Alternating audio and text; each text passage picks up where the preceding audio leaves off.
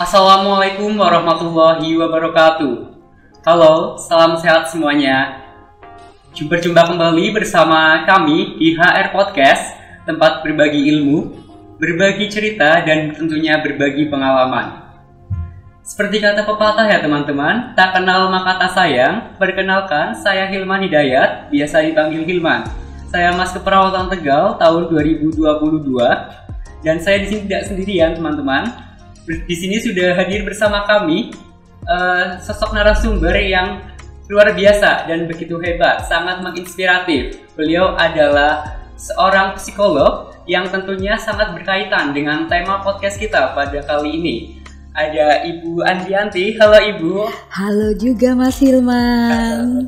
Bagaimana kabarnya nih Ibu? Alhamdulillah, puji Tuhan sehat. Alhamdulillah Ibu sehat ya. Iya.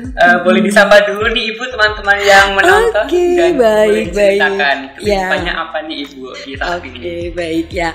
Halo semuanya yang memperhatikan kami berdua pada saat hari ini. Terima kasih sekali ya. Senang sekali saya ada di sini untuk boleh berbincang-bincang ya kita ya. Kita mau bahas sesuatu yang sangat menarik, yaitu kesehatan mental untuk mahasiswa. Gitu ya. Ayo semangat ya semuanya ya untuk menyimak. Ya, gitu Mas. Setelah kesibukannya tapi masih menyempatkan diri ya Ibu ya untuk bergabung bersama kami menjadi narasumber. Terima kasih pasti banyak, dong Ibu. Untuk mahasiswa semuanya tuh harus ya diperhatikan ya, nggak cuman sehari-hari memang saya ada di rumah sakit ya bertemu dengan pasien ya, tetapi tidak menutup kemungkinan memang saya seringkali untuk datang ke masyarakat ya, karena ada banyak sekali ya isu-isu kesehatan mental yang sekarang banyak sekali terjadi bahkan pada anak-anak dan remaja, nah termasuk mahasiswa ya. Betul sekali seperti tema Iya. kita. Baik teman-teman semuanya, podcast kali ini adalah podcast Mental Health tahun 2022. Kami mengusung tema sebuah hak kesehatan mental bagi seorang mahasiswa. Nah, di mana tema ini tuh sangat berkaitan sekali karena kita adalah anak muda, sebagai mahasiswa juga tentunya kita banyak mengalami tekanan yang membuat kita rentan terhadap kesehatan mental kita. Tekanan-tekanan tersebut bisa terjadi dari rumah, terus dari dunia perkuliahan, lalu tekanan dari insecurity, dunia pertemanan, dan lain-lain. Itu pasti banyak sekali. Nah, untuk itu kami sudah menampung nih Ibu pertanyaan-pertanyaan dari mahasiswa yang tentang kesehatan mental. Sudah antusias banget Ibu untuk apa tuh ya? Silahkan. Kesehatan mental pada Ibu, nanti mungkin Ibu bisa menjawab Ibu pertanyaan-pertanyaan yang masuk. Siap. Begitu. Boleh, silahkan. Ada pertanyaan apa saja? Mungkin ya yang ini kayaknya banyak sekali nih mahasiswa sebenarnya yang pengen tanya ya. Iya, karena mungkin kesehatan boleh. mental juga kaitannya erat banget Betul. ya, Ibu, dengan psikologi Everyday gitu. setiap hari kita akan bertemu dengan hal-hal yang terkait dengan kesehatan mental kita ya Mas Iya, ya. betul. Oke, ya monggo. Ada pertanyaan apa? Oke, sebelum kita masuk ke pertanyaan dari mahasiswa, kita sebenarnya tuh pengen tahu dulu nih Ibu. Menurut Ibu seberapa pentingnya sih Ibu kesehatan mental itu sendiri bagi mahasiswa? Baik ya. Teman-teman mahasiswa dan semua masyarakat yang sekarang sedang menyimak ya, tentu isu tentang kesehatan mental itu tidak asing dengan kita, karena kita hidup nggak cuman sehat badannya ya, tapi juga sehat jiwanya gitu ya. Pernah kan ngerasain kalau aku tuh sehat ya, jasmaninya sehat, kelihatan ganteng, kelihatan cantik ya mahasiswa kalau ke kampus wah gitu. Ternyata begitu ada sesuatu dia tiba-tiba aduh menangis sendiri, begitu melihat ada temannya yang gimana gitu langsung sensitif ya. Itu ada tanda-tanda bahwa ada sesuatu di dalam mentalnya yang mungkin sedikit mengalami permasalahan. Maka begitu pentingnya loh kita ya, karena kesehatan mental itu ya terkait dengan kejiwaan seperti itu ya. Makanya kita bicara tentang psikologis ya atau psikologi ya, ilmu yang mempelajari tentang bagaimana isi pikiran, isi perasaan, sikap dan perilaku kita begitu ya. Ini sangat-sangat erat dan dekat sekali dengan kehidupan sehari-hari terutama di masa perkuliahan. Jadi penting dong kalau misalnya mau kuliah mentalnya harus sehat dulu dong. Nanti nggak bisa semangat dong kalau datang ke kampus gitu ya Mas ya. Oke, jadi kita teman-teman ya sangat penting sekali untuk kita sebagai mahasiswa, apalagi untuk tahu tentang mental health seperti itu. Nah, bagi Ibu Andri, selanjutnya akan saya bacakan nih pertanyaan-pertanyaan yang masuk dari mahasiswa. Untuk pertanyaan yang pertama, ada mahasiswa yang bertanya seperti ini, Bu. Bagaimana cara meningkatkan kepercayaan diri bagi mahasiswa? Seringkali saya merasa minder dan tidak percaya diri. Apakah hal tersebut wajar, Ibu? Oke ya, ini sering kali ya saya dengar ya, rata-rata remaja-remaja itu kadang-kadang merasa bahwa dirinya aku tuh kok beda sama teman-teman yang lain ya. Jadi akhirnya jadi minder. Menimbulkan rasa minder. Nah, minder, gak percaya diri nih. Aku kalau jalan sama teman-teman kok kayaknya aku beda, kayaknya aku kurang, seperti itu ya. Sebenarnya itu sesuatu yang wajar ya terjadi pada diri para mahasiswa, karena mahasiswa itu kan juga dalam masa perkembangan. Jadi manusia kan mengalami perkembangan ya. Jadi mulai dia lahir, masa kanak-kanak, masa remaja, dewasa, nanti akhirnya ke lansia. Nah, ini remaja ini kan umur-umurnya kan umur-umur di mahasiswa itu ada di umur remaja akhir menuju dewasa awal begitu ya. Maka banyak sekali terjadi hal-hal yang berubah di dalam diri dia ya, kan tentang bagaimana dia bisa mengatasi kemarin aku sekolah jadi siswa, sekarang jadi mahasiswa ya. Tentu ada satu hal yang berubah dari diri dia. Aku bisa nggak ya jadi mahasiswa? Aku bisa nggak ya ketemu dengan teman-teman baru, dengan situasi baru, dengan pola pembelajaran yang nggak lagi kayak anak SMA, SMP yang ditemenin, yang harus diopiak-opiak dulu istilahnya gitu ya. Nah sekarang harus jadi mahasiswa, berarti kan harus ada sesuatu hal yang memantapkan diri yang disebut dengan kepercayaan diri. Dan sebenarnya kalau rasa percaya dirinya itu kurang, itu biasanya lebih kepada dia melihat diri dia. Jadi ini pribadi ya, pribadi yang melihat diri dia itu dari sudut pandang yang kurangnya. Ya, makanya dia menjadi tidak percaya diri. Maka membangun kepercayaan diri adalah ketika kita melihat hal-hal positif, potensi itu adalah hal-hal baik ya, yang ada di dalam diri kita ya. Punya nggak Mas Hilman kebaikan-kebaikan dalam diri kamu? Pastinya ada. Ada dong, iya. Yang pertama ganteng gitu ya, manis gitu ya. Itu kan hal-hal yang kebaikan yang kita miliki, itu yang membuat kita bisa tampil percaya diri.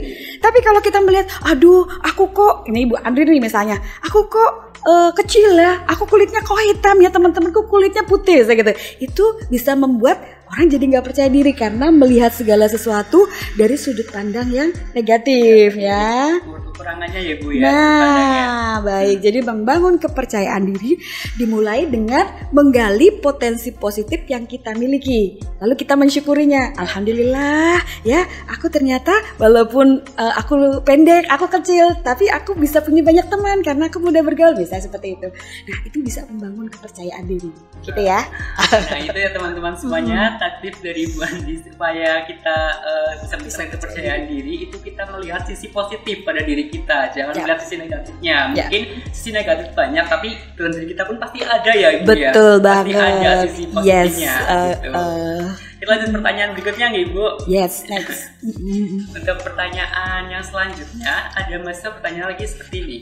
Aku kadang suka banget ngomong sendiri, jawab sendiri. Apa itu termasuk dalam gangguan kepribadian? Dan apakah itu dapat diatasi, Ibu? Oke, baik ya. Ini tergantung situasinya ya. Kalau misalnya jadi kita berbicara sendiri itu berbicara dalam konteks apa nih? Misalnya kita kan seringkali melakukan self talk ya. Aku lagi teman-temanku tuh udah pada siap, aku belum siap nggak ya? Oh udah ding, aku udah siap. Itu kan sesuatu yang sebenarnya wajar, bukan suatu gangguan. Nah, disebut menjadi gangguan kejiwaan atau gangguan mental itu kalau misalnya tidak bisa dikontrol. Dia bicara sendiri, bicaranya melantur, diajak ngomong juga nggak nyambung, jaka sembung, nggak nyambung begitu ya. Itu baru gangguan kejiwaan. Tetapi kalau masih bisa ada orang lain, dia masih bisa interaksi, bisa bicaranya juga ada kontennya bagus seperti itu ya. Saya rasa itu masih wajar ya. Jadi berbicara pada diri sendiri. Aku tadi naruh HP di mana ya? Oh iya, aku naruh HP-nya di di sana misalnya gitu. Nah, boleh-boleh juga kan, itu sesuatu yang masih wajar ya. Oke. Lumrah gitu ya. Masih lumrah. Apalagi kadang-kadang juga kita sering berbicara dengan diri sendiri, membuat skenario sendiri gitu. Pikiran kita betul. Seperti itu. Iya, betul. Ya teman-teman, itu ya jawabannya dari Ibu Andi, itu masih dikatakan lumrah karena itu masih wajar gitu. Masih dalam batas normal ya. Iya, betul. Baik, untuk pertanyaan yang selanjutnya, apa yang membuat diri saya suka merasa overthinking berlebih? Apakah lingkungan dan suasana hati itu mempengaruhi? Ya, betul sekali ya. Nah, ini isu yang banyak juga nih terjadi nih. Saya punya banyak sekali pasien dan klien-klien yang datang di ruang konsultasi saya. Ini kalau remaja-remaja sekarang ini banyak sekali itu yang bilang, "Ibu, aku overthinking, ibu aku terlalu lebay," gitu ya. Iya, pakai bahasa overthinking ya. Dikit-dikit overthinking seperti itu ya. It's okay, tidak apa-apa ya. Jadi overthinking itu ketika kita memikirkan segala sesuatu yang belum terjadi, tetapi sudah dibayangkan dulu terjadi dan memikirkannya itu terlalu melebar dan terlalu berlebihan. Ya, ada orang ketok pintu gitu ya. Tok. Aduh, jangan-jangan ini mamiku. Aduh, ini jarang-jarang ini papiku yang galak banget ya seperti itu. Padahal yang ketok pintu siapa? Adiknya mau pinjem HP misalnya seperti itu ya. Nah, itu overthinking tapi dalam istilahnya derajatnya masih ringan begitu ya. Kewaspadaannya terlalu tinggi banget ya. Atau dia gini, aduh ini cowok aku lagi ngapain ya, cowok ini pada punya cewek, pada punya gebetan nggak nih siswa nih ya. Ya, yang pada punya gebetan silakan refleksi ya. Kalau misalnya LDR atau mungkin belum jemput gitu ya, mau ngapelin pas malam minggu gitu ya, begitu mami, aduh ini kok nggak datang ya, udah jam segini ya, jangan-jangan dia selingkuh atau jangan-jangan dia ke cewek yang lain. Seperti itu ya. Nah, itu sudah masuk derajat overthinking yang udah mulai lumayan nih ya. Sudah mulai lumayan nih ya. Nah ada lagi derajat overthinking yang cukup berat ya. Misalnya kita berpikir sesuatu hal yang sangat menakutkan, yaitu biasanya adalah bukan lagi overthinking tetapi paranoid ya, ketakutan yang berlebihan. Nah, itu baru gangguan kejiwaan ya. Tapi kita kembali lagi nih, bagaimana sih Bu biar kita nggak overthinking begitu ya dikit-dikit gini terus mikir apa, terus ini belum terjadi mikir apa lagi gitu ya. Nah, jangan-jangan ini ya teman-teman yang sering overthinkingnya, jangan-jangan kamu terlalu gabut. Gak ada kerjaan, akhirnya kamu diem, akhirnya kamu bayangin hal-hal yang belum terjadi, dan yang dibayangkannya bukan yang baik tapi yang dibayangkan yang nggak baik. Balik lagi ke situ ya. Jadi kembali lagi ya, coba deh yang sering-sering overthinking, coba deh isi hari-hari kamu, waktu-waktu kamu dengan hal-hal yang tentu saja yang positif dong ya, yang baik ya. Kuliah udah pasti nih, interaksi sama nyokap bokap enggak nih, gitu ya. Dieratkan lagi gitu. Betul, jangan aku sibuk kuliah, PR-ku tugas jadi dosen banyak. Ternyata relasi dia dengan keluarga, relasi dengan orang tua kurang ya. Atau yang mahasiswa kuliah terus pacaran, nggak sempet interaksi dengan teman-temannya seperti itu ya. Jadi sebenarnya banyak hal yang bisa dilakukan oleh mahasiswa untuk mengisi hari-hari, mengisi waktu dengan hal yang positif begitu ya. Interaksi di dalam keluarga, terus kemudian perkuliahan juga dilakukan dengan semangat, kemudian menjalin relasi dengan teman-teman. Gimana sih cara jalin relasi? Ya ini kan ada banyak kegiatan mahasiswa yang di luar perkuliahan ya. Nah, banyak kan. Nah, ikut organisasi ya. Nah, itu bagus banget. Jadi nggak banyak waktu gabut, akhirnya nggak banyak terjadi overthinking. Bener gak sih? Betul, kan kita udah sibuk. Iya. Betul ya. Nah, jadi mahasiswa itu harus mengisi hari-hari ini mumpung usianya masih muda, masih semangat, energinya masih banyak, produktivitasnya itu harus dibangun seperti itu ya. Jangan jadi kupu-kupu ya. Apa tuh kupu-kupu? Kuliah pulang. Harus jadi kura-kura ya. Kuliah rapat. Nah, berorganisasi juga salah satu cara supaya kalian itu nggak terlalu banyak overthinking. Gitu Mas Hilman. Oke. Jadi ya teman-teman semuanya, jadi kita untuk overthinking, kita jangan menyibukkan diri untuk memikirkan hal-hal yang sebenarnya tidak diperlukan. Begitu. Kita bisa menyibukkan diri dengan hal yang lebih positif. Iya, oke. Baik Ibu, ada pertanyaan yang selanjutnya. Siap. bagaimana cara mengatasi stres ketika belajar di rumah? Aduh, belajar di rumah stres ya? Ini mungkin sering dialami sama mahasiswa ya. Iya. Murid juga banyak yang banyak seperti ya, itu ya. gitu. Iya, betul sekali. Apalagi kemarin pandemi kan banyak kan daring. Dari Ya, rumah terus. iya di rumah terus. Ayo di lockdown, nggak boleh keluar rumah gitu ya. Ngapa-ngapain di rumah terus gitu ya. Sampai-sampai Google pakai Google Meet atau pakai Zoom itu saking di rumah terus akhirnya nggak mandi tapi udah gini-gini gitu ya. Jadi kuliah itu saya lihat saya juga mengajar beberapa mahasiswa itu, wah ini udah mandi belum? Saya bilang, belum Bu, yang penting kan udah nongol dulu di kamera. Absen dulu ya. Seperti itu ya. Wah itu nggak baik gitu ya. Nah situasi yang kemarin itu memang membentuk teman-teman atau para mahasiswa ataupun siswa itu memang agak boring juga ya di rumah. Dan boring atau kebosanan di dalam rumah itu juga bisa menyebabkan tekanan atau yang disebut dengan stres. Nah seperti itu ya. Dan makanya ketika dikatakan kalau aduh kayaknya tuh kalau di rumah terus belajarnya itu aduh bikin kita itu makin bete atau stres gitu ya. Nah terus gimana Bu caranya? Ya berarti kitanya nih kayaknya yang tidak kurang kreatif kali ya. Jadi belajar melulu harus di kamar, harus di meja gitu. Sebenarnya kan kita kan merdeka belajar gitu ya. Kalau merdeka belajar berarti iya nggak ada batasan dong. Boleh dong kita nongkrong di apa namanya kalau misalnya waktu pandemi dulu itu ya di teras gitu kan, belajar di teras gitu loh. Atau di ruang tengah ya, kita kasih tahu sama oma opa atau mungkin yang di ruang gitu, sorry ya lagi mau kuliah nih, kuliah di kamar sana. Enggak, cari situasi yang baru. Nah jadi mesti pinter-pinternya kita membuat situasi kita ketika belajar itu yang lebih kreatif gitu ya. Atau mungkin kalau sekarang situasinya sudah lebih aman ya dengan prokes yang baik ya, itu juga kita kalau bosen di rumah kita bisa belajar di cari tempat yang lebih nyaman. Sekarang kan banyak banget tuh di kampus kan ada perpustakaan, ada gazebo yang bisa buat belajar gitu kan. Terus diskusi, tempat diskusi itu bisa dipakai loh. Atau yang saya lihat juga beberapa yang ngerjain nugas dari dosen itu di tempat kayak kafe-kafe yang ada wifi-nya. Cari yang wifi gratis gitu ya.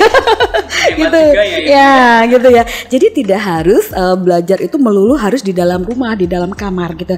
Kita merdeka belajar. Yang penting kita ketika belajar itu sungguh-sungguh mempelajari materi, kita ilmunya juga dapet, tapi suasana hatinya juga dapet gitu ya. Tapi kalau kita dalam kondisi yang tertekan, stres, nggak nyaman, apapun yang kita pelajari nggak bakal masuk dong. Iya nggak sih? Gitu ya. Jadi tipsnya seperti itu. Jadi kita harus bisa mengatakan tadi ya Ibu, merdeka dalam hal belajar gitu. Betul sekali. Gitu, kayak program pemerintah ya, Merdeka Belajar ya.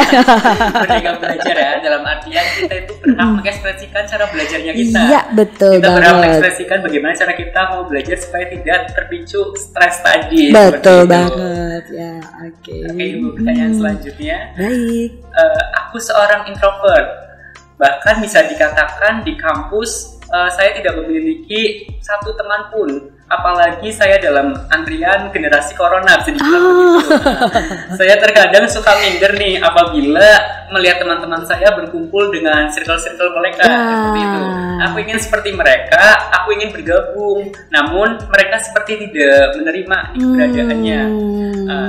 Apa yang harus saya lakukan agar hal tersebut dapat membuat mental saya itu tidak terganggu seperti itu? Oke, baik ya. Tapi saya senang loh mendengar pertanyaan ini karena berarti dia menyadari bahwa berarti ada sesuatu yang kurang beres dari diri aku gitu kan ya terkait dengan kesehatan mentalnya ya. Nah, tapi udah tahu ya kalau dia tuh tipenya introvert ya. Sudah sadar ya. Jadi kan tipe kepribadian manusia itu kan ada dua ya. Kalau yang tertutup itu introvert ya, kalau yang mudah bergaul atau terbuka itu ekstrovert ya. Rata-rata orang yang tertutup atau introvert itu memang kurang suka untuk menjalin relasi dengan atau interaksi sosial ya. Bahkan menjadi semakin terpuruk ketika masa pandemi kemarin harus daring ya, harus online, belajarnya harus di rumah. Jadi pada waktu belum pandemi aja kalau keluar rumah atau ke sekolah dulu ya waktu zaman-zaman masih belum pandemi aja aku nggak punya banyak teman, apalagi sekarang dibatasi harus banyak di rumah ya online yang semuanya nggak bisa interaksi secara langsung. Nah situasi ini semacam situasi yang memperburuk ya karena kalau teman-teman yang lain walaupun situasinya di rumah tetapi masih bisa berinteraksi lewat sosmed begitu ya. Nah betul, jadi misalnya nih ketika kuliah di rumah begitu kan, tetapi kan ada tugasnya mungkin kelompok. Nah kan bisa bikin grup WA. Nah di grup WA kan bisa seru-seruan juga gitu ya, nggak cuma ya kan, bisa chatting seru-seruan juga. Nah di situ itu kita harus mau untuk membuka diri. Ya, even itu hanya, aduh tapi kan aku belum kenal dia yang seperti apa, si A, si B seperti apa. Ya, nah ini harus dari diri kita sendiri mau untuk berani memulai chatting, memulai menyapa, obrolan gitu ya. Ya mungkin obrolannya garing gitu ya, tapi it's okay, tidak apa-apa karena itu awal dari kita mau membuka diri terhadap orang lain. Ya, nah orang-orang introvert kan dengan ini merasa saya nggak nyaman bu, saya nggak pede bu dan sebagainya ya. Nah ini yang harus coba kita buka gitu ya. Kalau ada kesempatan. Walaupun kemarin ya situasinya nggak memungkinkan kita untuk bertemu dengan orang, tetapi kita masih bisa berkomunikasi, membuka relasi dengan orang lain. Kenapa dia nggak punya circle ketika dia sudah mulai dibuka situasinya, sudah boleh kuliah tatap muka luring, sudah dapat ruang keluar pergi ke kampus, ternyata dia aduh aku nggak punya circle nih ya seperti itu. Nah ini karena kemarin lu ngapain aja gitu ya, ternyata kemarin itu kurang untuk menjalin relasi walaupun lewat sosial media kan sebenarnya seperti itu. Nah it's okay, tidak apa-apa, setidaknya saya sadar nih saya masih belum punya teman. Maka mulai dari sekarang sudah ada kesempatan untuk luring, sudah ada kesempatan untuk bisa keluar ya. Mulailah dari hal yang sederhana banget. Menyapa, begitu kan? Menyapa, walaupun kadang-kadang kita mesti istilahnya apa sih sok kenal sok dekat gitu ya SKS ya. Ya, isok ya tidak apa-apa nyapa dulu. Hey Mas Hilman, Hilman, iya. Kamu dari fakultas apa? Misalnya kamu dari prodi apa seperti itu ya, dan sebagainya. Maka penting sekali lagi ya saya mau sampaikan sama semua mahasiswa nih ya. Jangan cuman melulu tugas saya adalah cari ilmu di tempat kuliah, tidak ya. Karena balik lagi tadi ya bahwa kita pun perlu untuk menyehatkan mental kita supaya kita suksesnya nggak cuma dari kognitif belajar di kampus, tetapi juga secara mental tadi itu ya, termasuk berrelasi dan berinteraksi sosial. Karena dengan berinteraksi sosial ya, coba nanti kalau sudah lulus nih, kan pasti butuh koneksi nih, butuh informasi jejaring begitu kan. Nah kalau dari kuliah sudah punya banyak teman gitu ya, kita akan lebih mudah nantinya kalau sudah lulus begitu ya, maka cari kerja juga gampang. Kalau mau membangun jejaring misalnya mau wirausaha dan sebagainya juga mudah seperti itu ya. Jadi jangan terbelenggu dengan kata-kata atau label saya itu introvert ya, jangan ya. Jadi pastikan bahwa saya itu baik, saya sama baiknya dengan teman-teman saya yang lain begitu ya. Maka bukalah dengan yang paling sederhana adalah menyapa seperti itu ya, gitu Mas Hilman. Nah, itu ya teman-teman, itu sangat membantu sekali untuk teman-teman yang mungkin masih merasa dirinya introvert. Bisa mulai dari hal yang kecil dulu. Seperti yang tadi Bu Andri katakan, dapat mulai dengan hal menyapa terlebih dahulu. Nah mungkin juga itu yang membuat kalau misalkan menyapa kendalanya mungkin dari teman-teman yang introvert pasti mikirnya karena tadi ya overthinking yang berlebihan dulu, memikirkan kemungkinannya ya Ibu. Iya, yang belum terjadi sudah dibayang. Jangan-jangan nanti teman aku tuh menolak aku. Nah kan sudah ada kata jangan-jangan gitu. Jangan-jangan aku dibilang SKSD, nggak apa-apa juga gitu ya. Jadi semua hal yang menyangkut resiko-resiko kita itu ketika bersosialisasi, membuka interaksi sosial ya kita harus terima. Maka buka dong mindset kita ya, bahwa kita itu jangan seperti katak dalam tempurung. Saya hanya nyaman ketika saya sendirian, saya hanya nyaman ketika saya ada di rumah. Nah ini rasanya ini yang harus dirubah mindsetnya. Ya saya di dalam rumah oke ya, tetapi saya belajar, saya bersama dengan keluarga, bangun hubungan yang baik dengan keluarga di dalam rumah oke. Tapi ketika ada kesempatan keluar rumah untuk kuliah, untuk berorganisasi, menyalurkan hobi ya, nah ini bangun interaksi dengan orang-orang yang ada di luar rumah. Jadi kita punya banyak teman gitu ya, asik-asik aja. Gitu ya teman-teman ya, tips dari Ibu Andri gitu. Oke. Indah, lanjut ke pertanyaan berikutnya. Siap. Dan berikutnya ini quarter life crisis termasuk dalam gangguan mental kah, atau itu hanya sikap murni yang muncul dari seorang manusia? Dalam kata lain, aku sangat tidak percaya diri dengan kemampuan aku sendiri gitu. Jadi ini mungkin dialami juga sama teman-teman yang remaja gitu ya. Iya betul. Yang masih cari-cari diri kayak gitu. Iya jadi betul. masih kurang yakin juga sama kemampuan dirinya. Ya, saya cukup paham ya. Ini pertanyaannya bagus banget nih. Quarter life crisis ya. Ini sangat dikhawatirkan oleh para remaja ya, ketika dia merasa bahwa wah ini masa-masa yang sulit gitu ya, masa-masa dimana aku kok mau ngapa-ngapain susah, mau apa-apa juga stres dan sebagainya ya.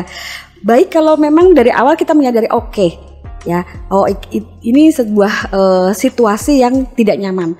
Tapi kita pahami gini, manusia itu seperti yang tadi Bu Andri sampaikan, manusia itu kan mengalami masa-masa fase-fase yang bertumbuh dan berkembang. Dari mulai tadi kan fase masa anak-anak, fase masa remaja, dewasa dan lansia begitu ya. Nah, setiap fase ini punya ciri-ciri atau punya tahapan-tahapan di dalam perkembangannya. Nah, kalau quarter life berarti kan seperempat abadnya ini ya, kita ya di masa jadi ini adalah fase atau masa remaja di mana ini masa peralihan banget nih, disebut anak-anak bukan, disebut dewasa belum.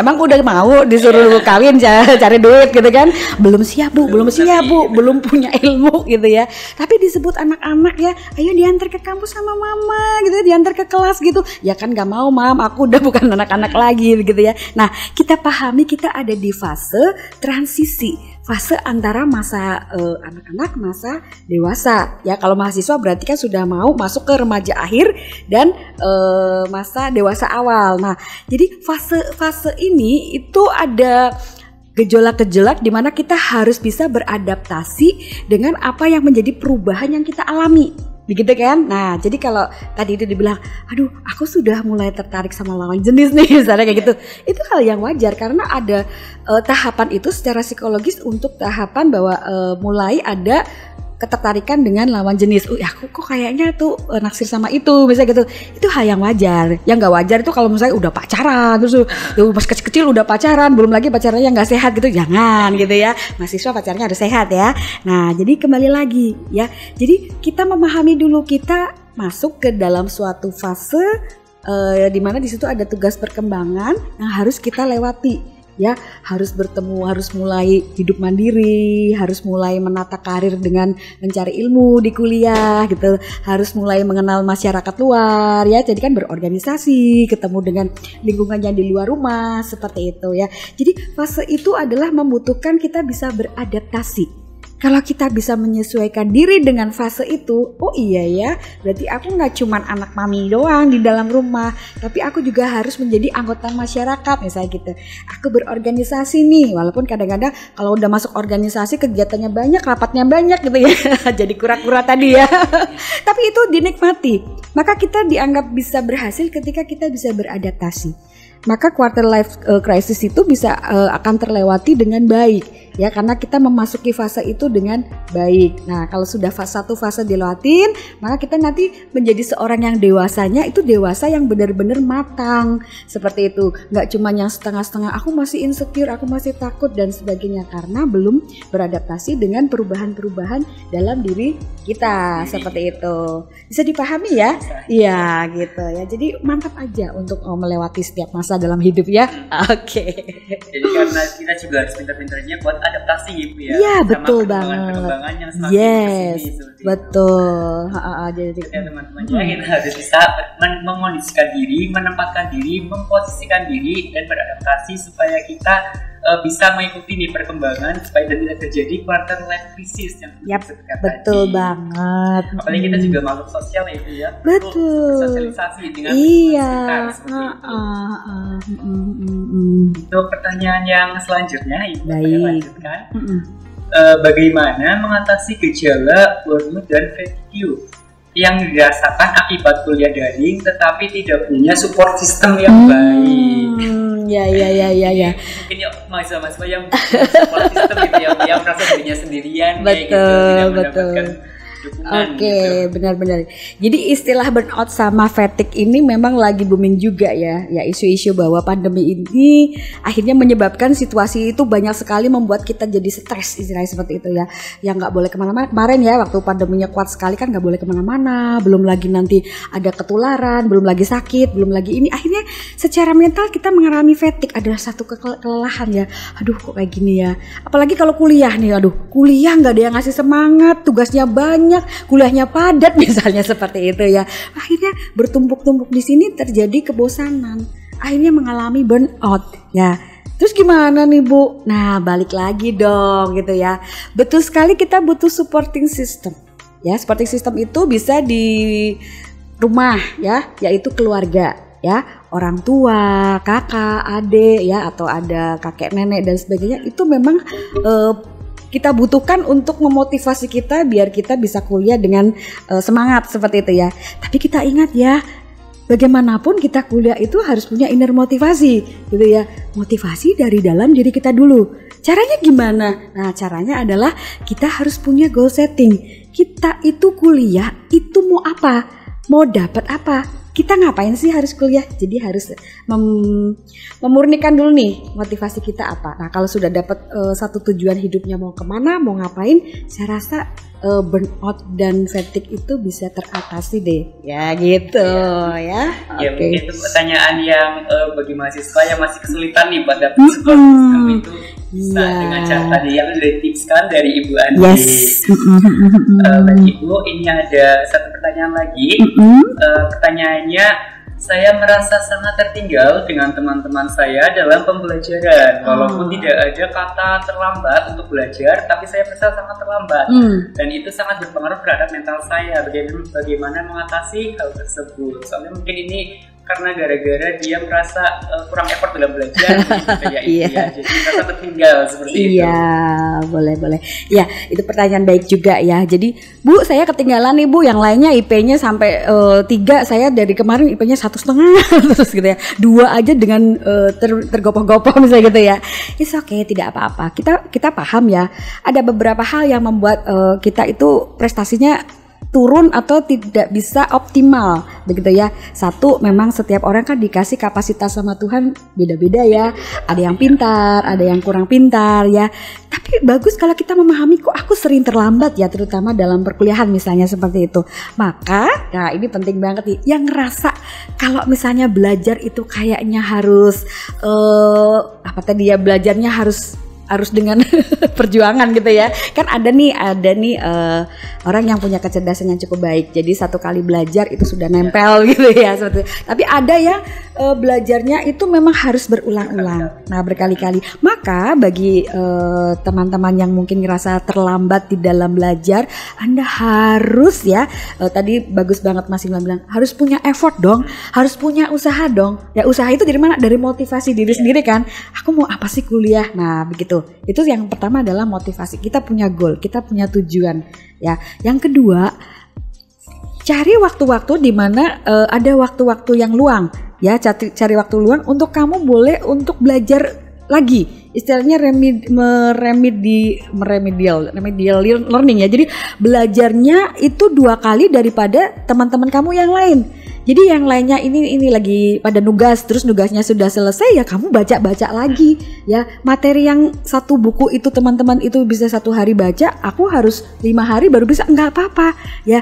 Jadi effortnya itu harus dari hal-hal yang detail. Berarti gue mesti belajarnya 2 kali lipat lebih banyak waktunya gitu. Di waktu-waktu yang aduh Bu, berarti gue nggak bisa main. Berarti saya nggak bisa main atau nongkrong dong Bu. Ya itu salah satu dari upaya kita bisa mengejar prestasi seperti yang teman-teman yang dapatkan ya. Jadi mengetahui bahwa saya lambat, berarti kalau lambat berarti kita kan mesti 2 kali effortnya 2 kali dong. Nah harus double belajar istilahnya seperti itu. Pasti prestasinya bisa.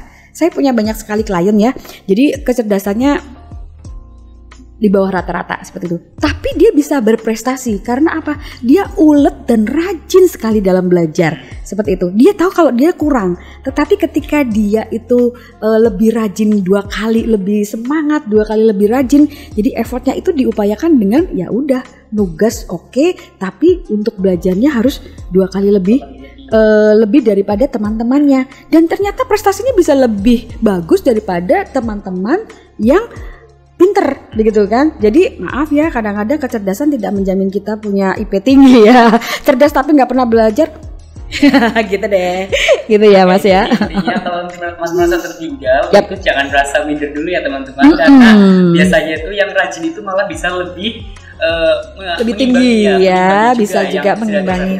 Seperti itu. Betul. Baik Ibu, ini karena ini pertanyaan dari mahasiswa semuanya sudah saya sampaikan. Ini saya adalah pertanyaan pribadi sekaligus untuk closing statement ya. Boleh. Podcast pada hari ini. Pertanyaannya yang dari saya pribadi, kalau misalkan di masa sekarang, kayak misalkan dari kalau mahasiswa atau anak muda sekarang di era sekarang itu masih terdoktrin atau masih dianggap masalah kesehatan mental itu tabu seperti itu di kalangan masyarakat. Jadi misalkan ada seseorang yang mengalami tekanan mental, tapi kemudian dia mau konsultasi, pasti akan dilabeli dengan yang dokternya gitu. Jadi kemudian dia menyebabkan mungkin anak muda sekarang jadi takut atau enggan untuk berkonsultasi kepada ahlinya, akhirnya jadi dipendam sendiri, jadi bom waktu kayak gitu. Betul banget. Gimana Ibu ya? Iya. Bagus sekali ya. Jadi kembali lagi bahwa kesehatan mental itu sangat-sangat penting ya. Tubuh yang sehat saja tidak cukup, tapi butuh juga jiwa dan mental yang sehat untuk kita bisa sukses begitu ya. Nah, jadi kalau ada sesuatu, jadi saat ini kan stresor kita kan hal-hal yang membuat kita stres itu kan banyak sekali ya, tadi sudah disampaikan Mas Hilman ya. Lalu bagaimana? Nah, kita mesti aware sama kesehatan mental kita sendiri. Seperti itu ya, kita mesti aware nih. Misalnya tadi itu, Bu saya introvert, Bu saya itu lambat dalam berpikir, Bu saya begini. Jadi kalau ada persoalan atau ada masalah-masalah atau ada gesekan konflik dengan keluarga atau dengan teman ya, sebaiknya nih langsung untuk bisa curhat sama teman gitu ya. Jadi jangan memendam persoalan atau permasalahan atau konflik yang terjadi pada diri kita ya. Kita boleh duduk tenang, diam untuk merefleksikan konflik yang terjadi dalam diri kita, tetapi kita tidak boleh menunda masalah itu menjadi sudahlah nanti juga baik sendiri. Jangan ya. Jadi persoalan itu harus dibereskan walaupun tidak harus beres hari itu begitu ya. Jadi salah satu tipsnya ya tadi itu, coba cari teman dekat ya, atau orang tua ya kan, yang paling dekat itu biasanya orang tua. Tapi kalau orang tua biasanya aku malah diomelin Bu gitu ya. Ya nggak apa-apa, sama pacarnya gitu ya, curhat begitu ya, sama teman curhat. Karena dengan mencurahkan isi hati itu juga salah satu hal yang bisa kita punya masukan untuk menyelesaikan konflik kita. Nah, lalu kapan saya boleh datang ke psikolog? Apakah saya dianggap gangguan jiwa Bu kalau saya datang ke psikolog? Oh tidak gitu ya. Tidak ya. Jadi ketika kamu sudah berusaha untuk menyelesaikan persoalan atau konflik yang terjadi, ketidaknyamanan yang terjadi dalam diri ya, kamu bisa sudah mencoba nih untuk sharing sama orang tua, untuk curhat sama teman, tapi nggak ketemu juga solusinya. Nah, teman-teman bisa datang ke psikolog karena memang kami adalah memang ahli yang mempelajari tentang ilmu psikologi ini. Jadi berbagai persoalan mungkin kami lihat dari sudut pandang yang lebih luas lagi ya. Jadi kita bisa tepat. Kadang-kadang sudah belum apa-apa, aduh aku kena bipolar nih, seperti itu. Aku depresi berat, seperti itu. Self diagnosis itu nggak baik ya, karena kan kita bukan ahlinya, kita hanya berdasarkan lihat di Google. Wah ini gejalanya sama dengan yang aku alami begitu ya. Wah padahal kan itu belum tentu ya. Oh kalau dia itu diam berarti dia introvert, berarti aku juga introvert. Belum tentu juga.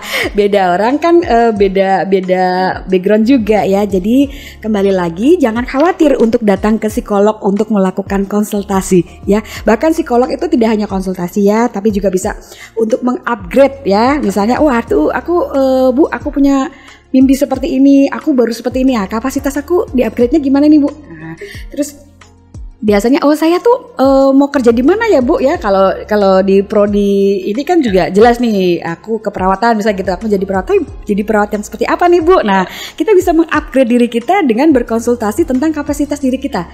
Tidak harus yang datang ke psikolog itu orang-orang yang bermasalah loh, tidak harus ya. Ya para teman-teman pejabat-pejabat juga kadang-kadang konsultasi dengan kami itu bukan karena dia bermasalah, tapi karena memang ada hal-hal yang mungkin perlu diperbaiki, di upgrade ya istilahnya ditingkatkan. Kayak gimana sih cara meningkatkannya, tahu kapasitas aku sampai di mana ya. Kadang-kadang kita juga selain melakukan konseling juga melakukan pemeriksaan psikodiagnostik ya. Oh ini tuh kapasitas intelijensinya bagaimana, minat dan bakatnya seperti apa, aku tuh bagus di profesi apa misalnya seperti itu. Dan banyak hal bisa dilakukan ketika ketemu dengan psikolog. Jadi jangan khawatir ya, jangan melabel bahwa wah yang datang ke psikolog itu berarti konfliknya berat. Nah juga ya, aman, jangan khawatir ya karena profesional. Begitu ya Mas Ilmanya. Ya, teman-teman jangan khawatir untuk konsultasi dengan psikolog, apalagi dengan di tengah-tengah stigma masyarakat yang mengatakan kalau misalkan kita ke psikolog kita dianggap gila kayak gitu. Nah itu jangan khawatir ya teman-teman semuanya. Bagi Ibu ini adalah sesi yang sangat menarik luar biasa ya. Sayangnya waktunya udah habis ya. Sayangnya itu sudah terbatas. Oke. Terima kasih Ibu sekali lagi saya ucapkan terima kasih sama-sama sudah menyempatkan waktunya sama-sama di podcast pada kali ini. Ya, semoga bermanfaat ya. Semoga bisa bermanfaat bagi teman-teman semua dan teman-teman bisa menerapkannya nih, bisa untuk dalam pedoman nih dalam menjalankan kehidupan sehari-hari supaya mentalnya itu tetap sehat dan terjaga. Oke, baik ya. Terima kasih sama-sama Mas Ilman. Teman-teman semuanya, kami mohon pamit undur diri. Wassalamualaikum warahmatullahi wabarakatuh.